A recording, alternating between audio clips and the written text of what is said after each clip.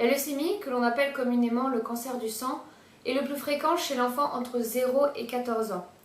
L'amélioration des chimiothérapies a fait progresser la lutte contre cette maladie, mais en contrepartie, ces traitements peuvent causer des troubles de la fertilité chez l'homme.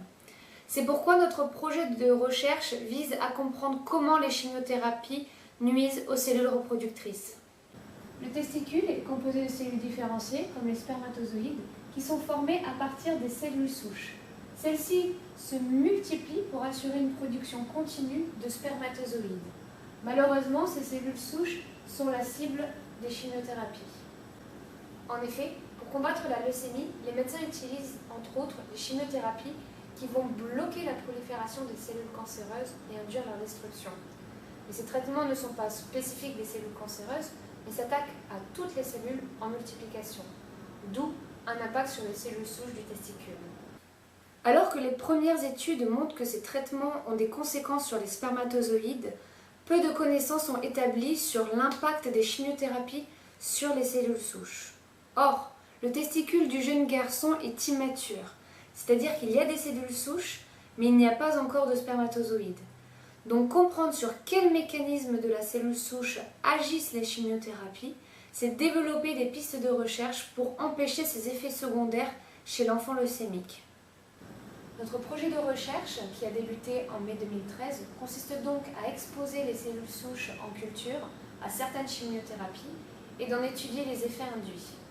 Le premier défi de notre projet consiste donc à isoler ces cellules souches et de les maintenir en culture.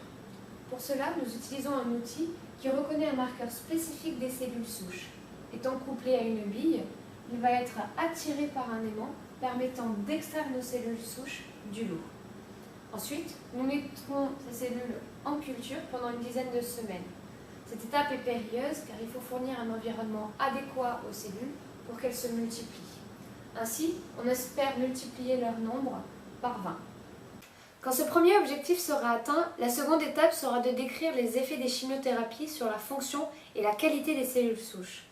Comme les chimiothérapies est un mélange d'agents alkylants, nous étudierons les 3 molécules couramment utilisées contre la leucémie, la cyclophosphamide, la vincristine et la doxorubicine. Ces traitements seront injectés à différentes concentrations pendant des temps variables, seuls ou les 3 ensemble.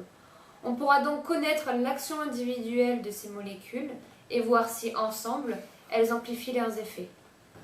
Après ces traitements, nous étudierons la vitalité des cellules souches, on comparera le nombre de cellules mortes avec et sans traitement anticancéreux, et à l'échelle moléculaire, nous étudierons la capacité des cellules à répondre à ces attaques, c'est-à-dire le bon fonctionnement du système de réparation de l'ADN.